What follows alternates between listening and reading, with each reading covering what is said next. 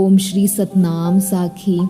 Sadguru Maharaj said, "It is very difficult to be in love with God and remain steadfast in love till the last breath of life. Moreover, one who claims to be in love with Almighty has to throw away three pretenses: public slander, family reapproach, censure of the scriptures. That is, when one treads on the spiritual path, people will slander, criticize, condemn, even abuse the treaders on this thorny path, but the traveler on this path has to bear all these with patience and forbearance. Next, the members of the family, kith and kin, relatives and friends will censure and reproach by saying that he was lowered by the family honor or brought a slur on the family name. How is it that boys belonging to such high families are cleaning the utensils or sweeping the floor at the residences of the saints? And finally, the spiritual aspirants will have to face the censure and criticism of the so-called priests and pundits who get entangled in the outward rites and rituals and do not take the notice of the spirit behind it or the quintessence of all spiritual exercises. They will address the true travelers on the spiritual path as the people gone astray from the religious road. Not only will such pundits and priests torture true devotees, but even will not hesitate in killing or murdering them. Moreover, this matter of self-realization is very subtle and delicate and cannot be grasped with the gross intellect. Even when one understands it, it is very difficult to have unflinching faith in it. Some of the spiritual aspirants only listen but do not set foot on the spiritual path. Some tread the path for some time, get tired, and come back in the middle of their spiritual journey. Some people who reach near the destination find the entrance door too small. Only some rare saintly soul blessed by his preceptor, coupled with the grace of God, reaches the abode of immorality. Listening to the meaningful reply of Sadguru Maharaj, the devotees implored him to direct them on this path. With his blessing, even the difficulty path will become smooth, straight and easy, and treading on it with full faith, one day they would reach the destination. After the spiritual dialogue, Sadguru Maharaj came back home. When satsang started, it simply kept the audience enthralled. After the satsang, Wahid Baks told Sadguru Maharaj that without him the congregation appeared listless. He further informed Sadguru Maharaj that the village people had again sent another application for demolition of the dais. Muktiarkar Sahib would personally come there for on the spot inspection at 10 am the next day. Hence, the presence of Sadguru Maharaj was a must. Sadguru Maharaj said that he would go to Shahji Bhitt for 4 or 5 days. However, for the time being, he was there, and that Muktiarkar was welcome to come and inspect. On the next day, Wahid Books, Tepedar, Muktiarkar, and about 15 to 20 other people came to the venue of satsang. Muktiarkar inspected the venue of satsang. He was informed that satsang or spiritual discourse continued at that spot for about 4 to 5 hours every day. The audience and spectators of Khandu and Salaro visited that place, and many exalted souls, saints and sages, fakirs and holy men came to have Sadguru Maharaj's vision. Community lunch, which was a daily affair and is so even nowadays, is open to one and all. In a word, he was told that Sadguru Maharaj was really an exalted and God-realized soul. Muktiarkar Sahib looked at the sweet and serene face of Sadguru Maharaj, who, flashing a beginning smile, asked Muktiarkar and others to come and sit by his side. Sadguru Maharaj asked the devotees to offer everyone some piece of bread and chutney as consecrated food and a glass of water each. Muktiarka was so much impressed by Sadhguru Maharaj's power that he gave rupees 10 as an offering and bowed down his head reverently before Sadhguru Maharaj and asked if he could be of any other service to him. Sadhguru Maharaj asked Muktiarka to stay there for a night and have his meals with the devotees. Muktiarka readily agreed. Those village elders who were present there were astonished at the behavior of Muktiarka and went and incited the village headman and told him that it was highly surprising that the high official like Muktiarka, who had come to inquire, was himself bowing his head and giving the offering to Sadhguru Maharaj. So the jealous elders led by the headman visited Muktiarka at his bungalow and urged him to get the ties for the congregation demolished. Muktiarka told the headman and the elders that he himself had inspected the spot and found that it had not caused any obstruction in the bazaar. He advised that they should help Sadhguru Maharaj and be pleased instead of lodging any complaint against him, because in his opinion they were very fortunate in having such an exalted soul amidst them. He himself was very much pleased to have the vision of this spirituality advanced saint. He persuaded them to let the platform remain in its extended form.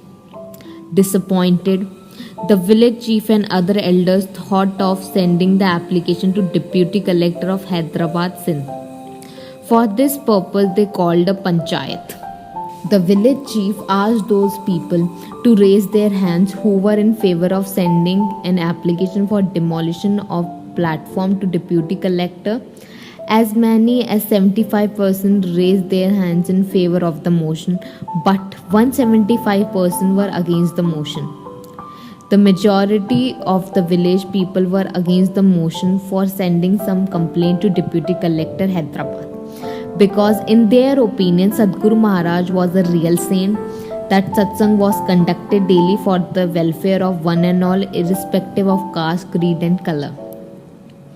Respecting the majority opinion, the village headman allowed the platform for congregation to remain in the extended form. At night, during the spiritual discourse at which the land revenue official and Muktiarka and many other saints and sages were present, Sadhguru Maharaj sang a soul-stirring song. The substance of this celestial song is: one, those who are in love with God can feel the pangs of separation. The fire of separation scorches such lovers day and night. They suffer from inexplicable and strange pain. At the time when the smoke and searing wind scorch the true lovers of God, their preceptors, gurus, guide them. They light the lamp of knowledge in the hearts of devotees and remove all the darkness of ignorance. The path of true love of God is very difficult to tread on. For that, one has to set and blaze his own house first, meaning thereby true lovers of God have to sacrifice and give up all worldly pleasures first. We should always listen to the cries of such lovers, light the lamp of self-realization and see the image of God in every human being. In short, the path of true love for God is very difficult to tread on and full of obstacles. Sadhguru Maharaj sang so fervently and overflowing with so much love and renunciation that the audience for the time being forgot their homes and children. The Muktiarka's eyes were filled with tears of joy. With folded hands, he begged leave of Sadhguru Maharaj, assured that the judgment for the extension of platform was final. He would most willingly carry out any other service assigned to him. Many devotees and spiritual aspirants with palms joined were reverently requested Sadhguru Maharaj to take them in his refuge and initiate them, for they were no longer fascinated by this fleeting world.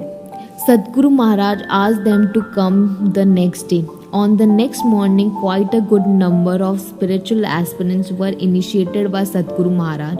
Some prominent names were Asuram Atmanand, Parmanand, Manghanram, Mengraj, Thakuram, Khemaram, Om Prakash, Jigaram, Aluram, and Wahid Baks.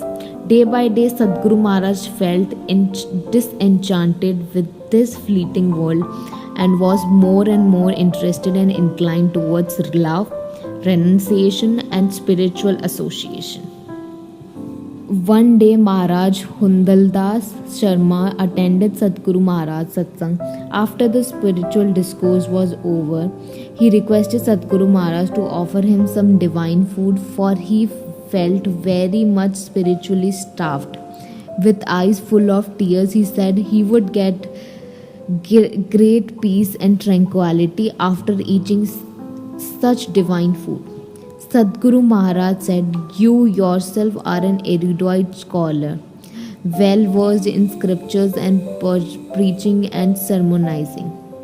I am not so well read as to teach you more." Maharaj Hundaldas beseeched, "It is true that I have read much, but our scriptures tell us that without a perfect preceptor, one cannot have the vision of the soul, nor will one get tranquility of mind. For a long time, I have been in search of perfect preceptor and have been exchanging spiritual and metaphysical ideas with many saints and exalted souls, but my mind never got fixed and riveted anywhere. Now, after attending your spiritual discourses, I have full faith that I have found my perfect spiritual guide, and he will definitely get my salvation. Wandered have I in many a pious place to gain some glimpse of my preceptor's trace. Now where did I see my soul's sublime guide? At your lotus feet I have come to abide." Sensing such love of Sri Hundaldas, Sadhguru Maharaj asked him to go on serving the saints and to come the next morning. Touching Sadhguru Maharaj's sacred feet, Maharaj Hundaldas returned home with a happy heart. After taking meals, Sadhguru Maharaj also went to rest. When Gwalal with palms joined reverently requested Sadhguru Maharaj to get him initiated, make him his disciple, and also preach him spiritual illumination, Sadhguru Maharaj told him that he was still a child, hence he should continue serving the saints with reverence and love, and someday he would be initiated. Gwalal said that he should be graced by Sadhguru Maharaj soon, lest he should get wrapped by the wiles and delusions of this world. He expressed his earnest desire to be in his refugee and to serve him. Sensing this true love for devotion, Sadhguru Maharaj assured him that very soon he would be initiated in sacred name. Next morning, when Maharaj Hundaldas came, Sadhguru Maharaj asked him to serve the saints by taking them to the village well for bathing and making all other arrangements for their bathing, like preparing the yellow chalk, multani mitti mixed with mustard oil used before bathing, and then offer them some refreshment, a piece of bread with some vegetables or chutney spread on it. Then Maharaj Hundaldas was directed to sit in attendance of saints and carry out their errands. After offering meals to saints, he was instructed to take his meals also. Sri Hundaldas did as he was directed by Sadhguru Maharaj. In the evening, he came again and unrolled the carpet for the congregation. In this manner, he served the saints and obeyed the commands of Sadhguru Maharaj most willingly.